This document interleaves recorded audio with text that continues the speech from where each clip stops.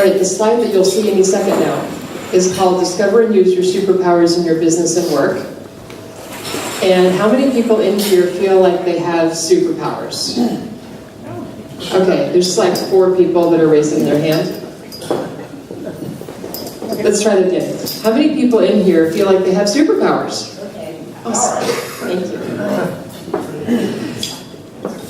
Great. Okay, thank you. The cool thing about superpowers is that it's not something that you can learn. Superpowers are things that you're naturally born with. They're inherent. We all have learned traits. We've all been here on the planet long enough to know how to do a few things that we maybe weren't born knowing how to do. And having said that, the superpowers that you have are completely different. They're things that you can't help but do. They're just natural. Superpowers are really fun to discover, and if you haven't figured out what yours are, we're going to talk about a couple of ways to look at discovering your superpowers today. Then we're going to talk a little bit about what that's got to do with the work and business that you do. Whatever kind of work you're putting into the world, the more you use your superpowers, the better it's going to work.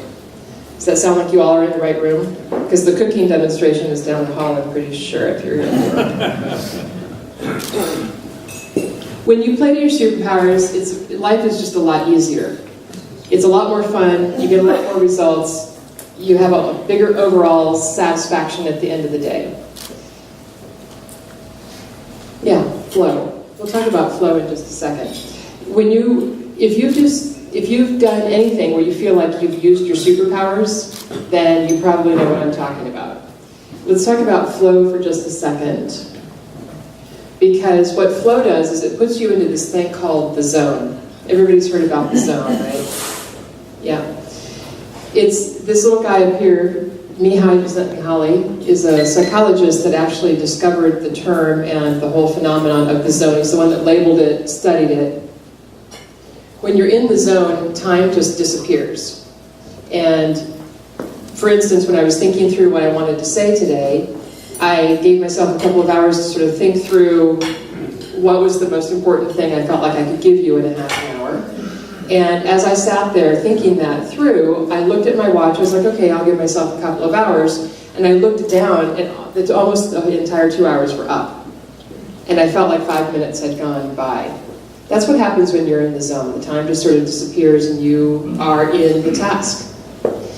We like to be in the zone because what it does is it produces these results. The definition of the zone is when the skills and the challenge that you've got are equal. The challenge you have, the skills you bring to the party are the same. And most of the time, we don't tend to think of our lives that way, which leads to us looking more like this, where things feel hard, and you might be a little bit grumpy, and you're not overall satisfied with the way things are going. And at the end of the day, you're probably not getting the results that you want. And I think we can all agree that if you're going to put in a lot of effort to something, you probably want to get a good result from that. Does that sound true for everybody? Yeah. I'm wondering if, and you're not like that. Exactly. I'm wondering if anybody in here has ever had the phenomenon where somebody was calling them grumpy pants behind their back. Does that sound familiar? That's what happens when you're not playing to your strengths. The Gallup people, and we'll talk about a couple ways to look at discovering your strengths. The Gallup polling people also have an assessment called the Strengths Finder. So they have a whole training and leadership development thing that they do. The Gallup people have done several surveys, and it turns out that people who play to their strengths are 3 times as likely to have an overall satisfaction in life than people who don't. Seems pretty straightforward to say that out loud.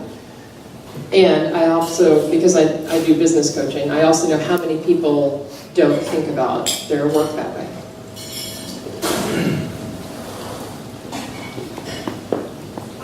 When you're in the zone and you're not playing to your strengths, you're bored. When you're in the zone and the challenge that's in front of you is bigger than the skills you possess, then you're stressed out. So there is actually this optimal zone where you can play to your strengths, produce the results you want, and feel energized at the end of the day. All right, everybody with me so far? We're going to get participatory here in a second. So get your voices warmed up. We want to figure out how to discover what your superpowers are. So before I start actually talking about the different ways that you might look at your superpowers and figuring those babies out, I'm curious who in here who raised their hand the second time, which is pretty much everybody, maybe just a random shout out of what you think your superpower might be. So who would like to shout out first? Because I'll call on you if you don't. Volunteer. X-ray vision. X-ray vision, yeah. Dave totally has the X-ray vision. You use it for good, though, not evil, correct? Excellent. Yeah. I'm guessing it must be the stuff that my staff comes to me to have me do, like, oh God, the copiers needs to be fixed. Oh, the internet's down. Those type of troubleshooting. Troubleshooting. Yeah, excellent. What other superpowers do we think we've got in here? Yeah. I'm a motivator. Motivator, exactly. Other superpowers? Energy. Energy. Problem solver. Problem solver, excellent. He can use a little of your help over here. Yeah. Things just happen as I wish. Not all the time, but sometimes. You have like a Jedi mind control thing happening then. Yeah. Things happen as she wishes. Like the parking lot space. Right. I used to live I live in San Francisco. I used to live right by the BART station. Every time I would walk into the BART, the train I needed would pull right up. It's as though I had BART superpowers. Can-do attitude. Can-do attitude. Yep. Did I see a hand back there? Yeah. Okay. The willpower. Willpower. Yeah. Yeah, that's a really nice superpower. Willpower turns out to be something that you only have a finite amount of, and once you use it up, you can't really, it takes a while to replenish the chits. So that's why they put all those cookies right next to the register at Starbucks and Pete's. So it's awesome if you've got a superpower of willpower. Optimism. We have optimism. I have one that's a little more narrow. It's called baking pies. Power of baking a pie the way I want to. It will be like that other slide you had. It's going to be, there's no love in it. Bad. And I've witnessed that. So. We need the superpower. We need the pie superpower, to be sure. I just spent the week with a lady that was visiting from France, and she said in France they bake the pies upside down. They don't put a bottom crust; they put a top crust, and then they flip them over after they're done. Mm-hmm. Who knew? Yeah, you knew that. I'm from there. Oh, you're from there. Of course, you know that. I don't know if it's necessarily superpower, but approachable. I think in general, people find myself being very approachable, like not standoffish, disarming, I guess. Yeah, approachable, exactly. I dated a guy in college. I went to Texas A&M, if you're heard talking about football, you know, pretty into that around there. I dated a guy in college that could put anybody at ease, and it was the most amazing superpower I think I've ever seen. Yeah, very cool. So what we want to do is figure out how we figure these things out. Now, some of you obviously have experience with your superpowers, and you can't just name a couple off on the top of your head. And there are some other ways that we can start to figure out what these are if you don't know or if you'd like to know more. These are three, there are subjective and objective ways to look at your superpowers. These, subjectively speaking, are the easiest. You don't need to go anywhere or buy anything. The first one here is just talking with a friend. There's an amazing thing that happens with the people that you know because they see you in a way that you don't see you, especially people that you've worked with or have been friends with for a very long time. Turns out my best friend from Texas A&M lives in Oakland. He and I are only like 20 minutes apart, which is ironic because we both went to high school in Houston and Texas and all that stuff. Like, why would we both end up here? But we are, and we've been friends since we were, I don't know, in our early 20s. Which wasn't yesterday, unfortunately, but whatever. And, you know, because I'm, well, whatever, bad joke. Just let that, we're just gonna let that go. So, he and I were talking recently. Yeah, it's a day for bad jokes. So he and I were talking recently, and he said that I'm really good at explaining things, which is interesting, because I've known this man for 30-something years, and we've never talked about my superpowers or his superpowers in that kind of way, but he just randomly mentioned that I was good at explaining things, which, because I'm a business coach, I do explain things on a regular basis, so I guess I am good at it. And imagine what might have happened if I'd actually asked him, what do you think my strengths are, or what do you think my superpowers are? He would have been able to have told me that a long time ago. And that's something that most of us don't do. We don't think to ask somebody else what they think we're good at, or what our strengths or superpowers are. You only want to do this, though, with people that you trust and that you think are going to give you an honest answer. You're not asking about your weaknesses unless you really want to know that. We're not trying to pretend like your weaknesses don't exist, but that's just not the conversation we're trying to have. We're trying to have a conversation about what you're good at. And because it's the water that you swim in, they're going to see something that you normally will not see. So you ask them, what do you think I'm good at? What do you think my strengths or superpowers are? And they will say something, and you will say thank you. It's not a debate. You're not going to go, shucks, I'm not, I don't know anything about explaining things, golly, gee. You're just going to be, thank you very much, and you're going to write it down, and then you're going to give yourself a couple of minutes to review your life where that thing showed up, and how you feel like you were good at demonstrating instances where you did that. Make sense? Can you picture in your mind's eye somebody that you might want to go and ask that question of? Anybody? Nobody wants to do that? One person wants. I'm giving one nod. Out of 60 people, one person's like, yeah, I could do that. Exactly. Mr. Pie Baker is going to go ask his The next favorite way I have is actually spending some time with yourself journaling. So in the middle here I have something like journaling, and on the right-hand side something like taking yourself on a long walk, spending time in someplace that's creative. They're similar, they're not necessarily the same thing. A lot of people do like to journal, and spoke at Rotary, when was that? A couple weeks ago, I guess, out in Dublin. And one of the men raised his hand and said, what if you don't like journaling? I don't get the whole journaling thing. What's that about anyway? If it's not your thing, don't worry about it. There are people who do enjoy writing down their thoughts. And if that's not you, I've worked with a lot of clients who actually prefer to speak their thoughts. They use voice recorders, or again, they bounce things off of a friend, trying to figure out what they think they're good at. What you would be looking for is places that you've done your work, or where you feel like you've been the most satisfied over the years. Or if you can think of a time when you were in the flow, you'll be looking for those sorts of instances, because then there's something about your superpowers in that transaction or in that situation. Does that make sense so far? Everybody, yeah? There are some instances where you may not have been as awesome. This is not the time to review those. That's, again, a separate conversation. As soon as you start to look at your strengths, there's usually a little part of your brain that wants to look at your weaknesses as well. So we're just shushing that one up for the moment.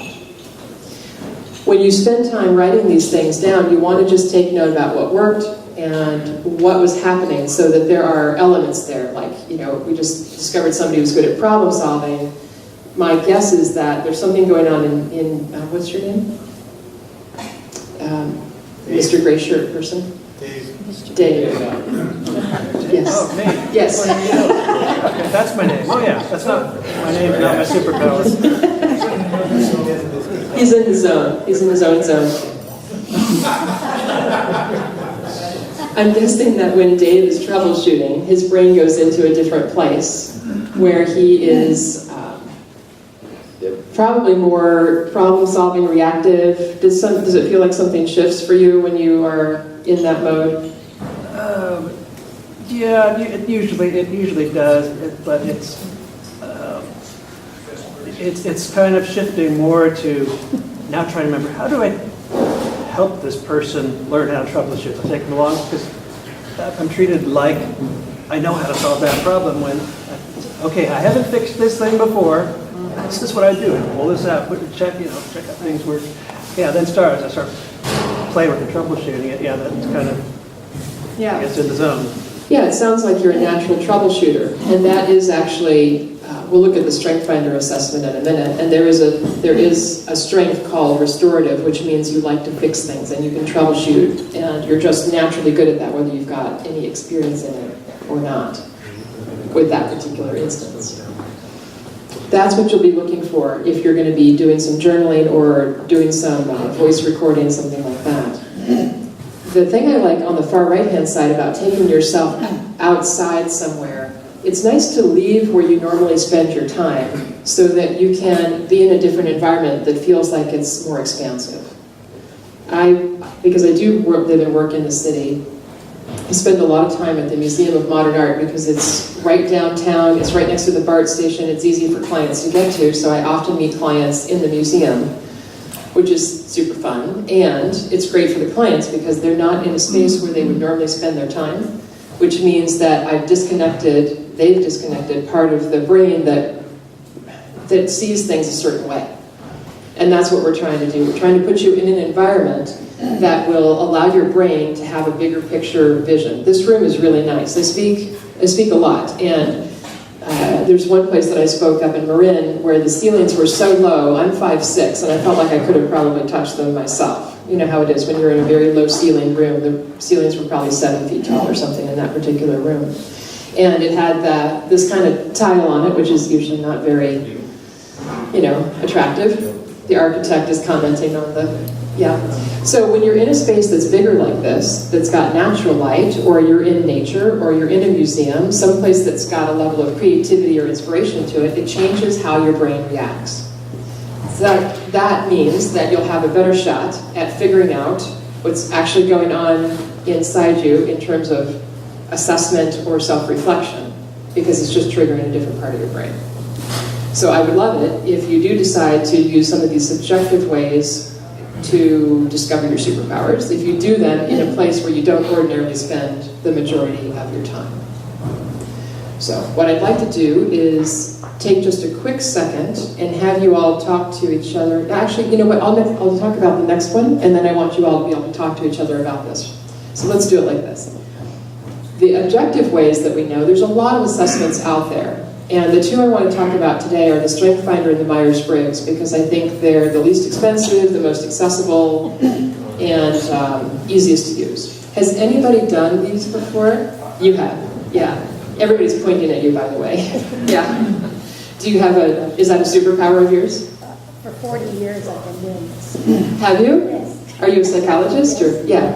Do you use them both, or? I have used the Strength Finder, but I predominantly use the Myers-Briggs and the Strong and a number of assessments. Right, and there's a lot of really good assessments out there. It's a little bit, for those of us who are assessment junkies, it's a little bit hard to choose which ones to use, because I don't think my clients want to do 10 assessments, but I would love it if they did, because it's just so much fun to get all these different angles, different perspectives on your personality. The thing I love about these two, the Myers-Briggs is the most ubiquitous one that I've seen. There's a lot of employers that use it, there's a lot of schools that use it, a lot of coaches like me use it. It's really nice, and I feel like it's the best one in terms of predicting how you interact with people, how you interact in the workplace. If you are in an office sort of setting, a lot of the conflict that comes about in an office setting is often because people have opposite Myers-Briggs types, which means that they're not understanding each other very well, kind of talking over each other rather than talking to each other. The Myers-Briggs is the one that has all those letters. Have you talked about that to the group much? Or? Not this group. Yeah. Other groups. So the Myers-Briggs is the one that'll tell you if you're an introvert or an extrovert, which is how you get your energy. It'll tell you if you're a sensor or an intuitive, which is basically how you like to gather your information.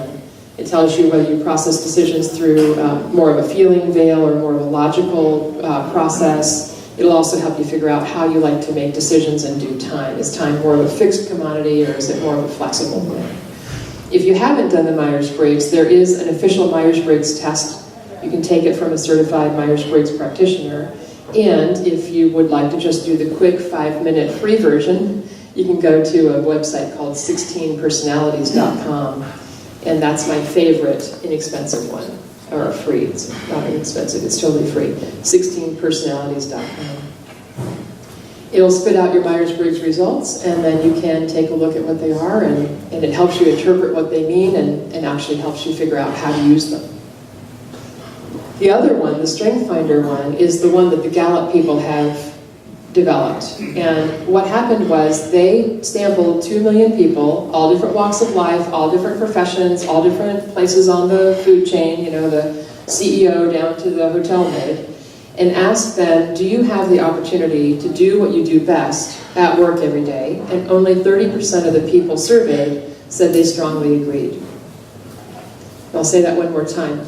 2 million people were asked, do you have the opportunity to do what you do best at work every day? And only 30% said strongly agree.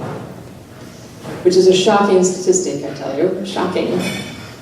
That 70% of the people are not playing to their strengths at work every day. It's a very sad state of affairs. So Gallup went back to those 2 million people, asked further questions, gathered more data, and ended up with this Strengths Finder assessment, which helps you understand what your strengths are.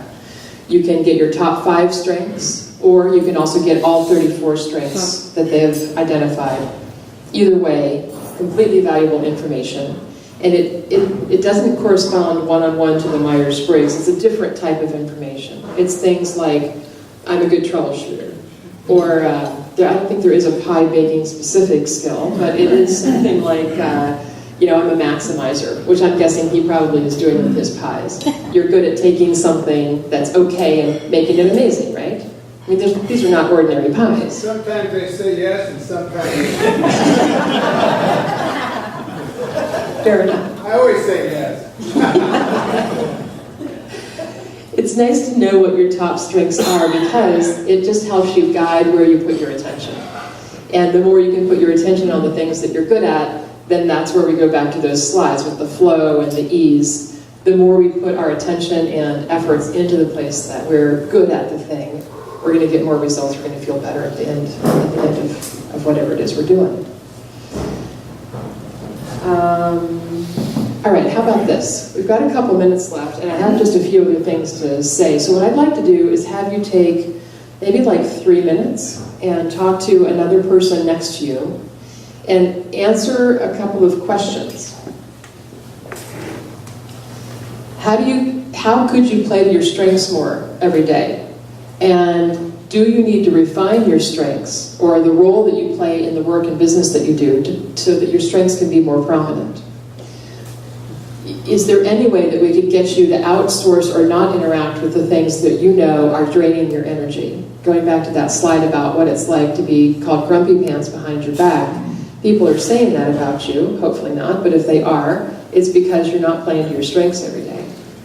And then the coup de grace here at the end is that a lot of people get sucked into a supposed to or a have to. Every industry that you're in or every office that you work in, there usually is some sort of a have to or supposed to thing going on there. And that may or may not actually match you and your strengths and your superpowers. And if it doesn't, I would encourage you to let that go. So is there some level of that you have unintentionally latched onto that you might be able to let go a little bit of? All right, I'm going to give you 3 minutes. Talk amongst yourselves, and then we'll come back and see what everybody came up with. Okay, chat. Start chatting.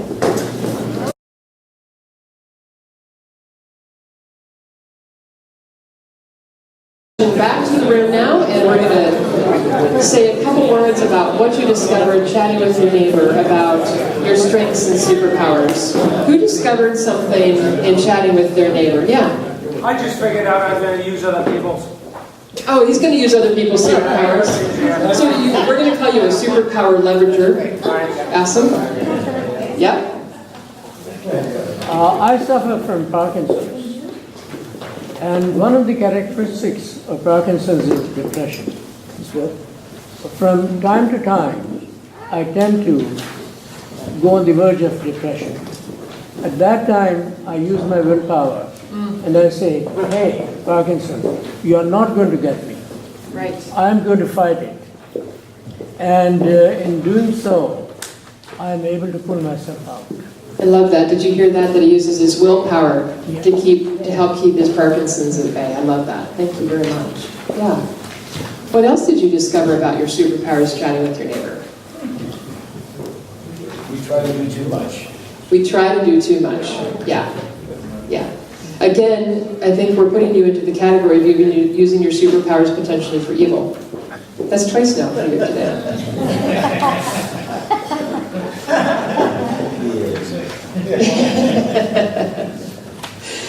Who else came up with something about their superpowers that they may or may not have realized before?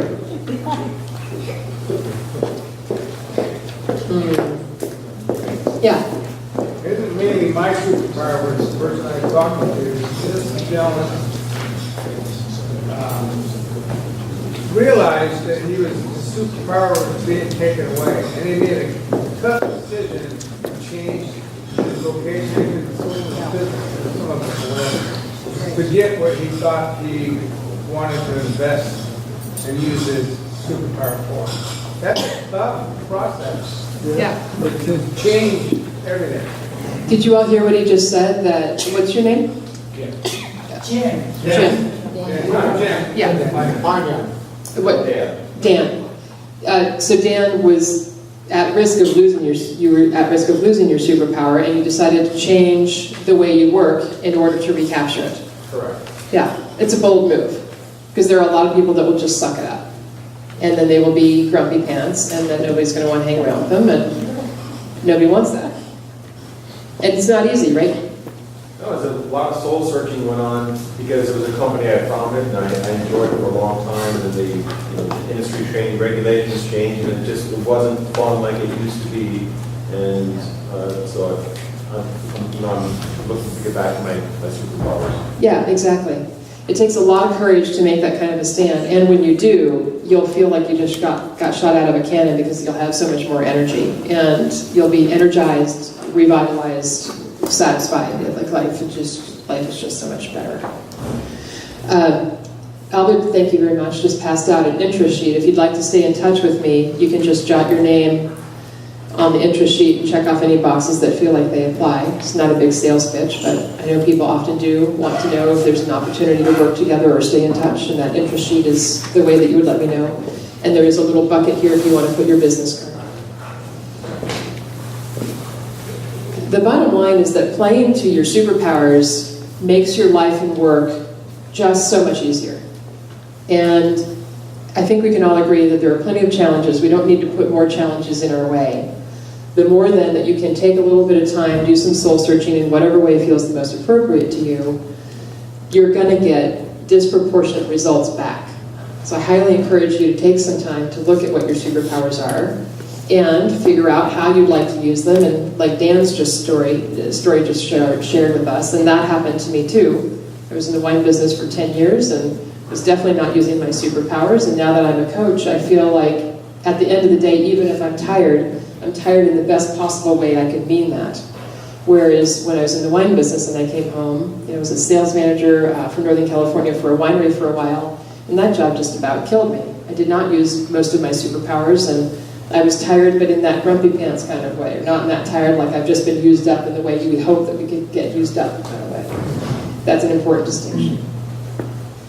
Please take the time to discover your superpowers and use them as wisely as you can for good. If you want to participate in anything with me, you can use the special code Saratoga Rotary, and it'll get you 10% off anything that you'd like. And if you want to stay in touch with me, I hope that you do. I would look forward to that. Thank you all today for being here.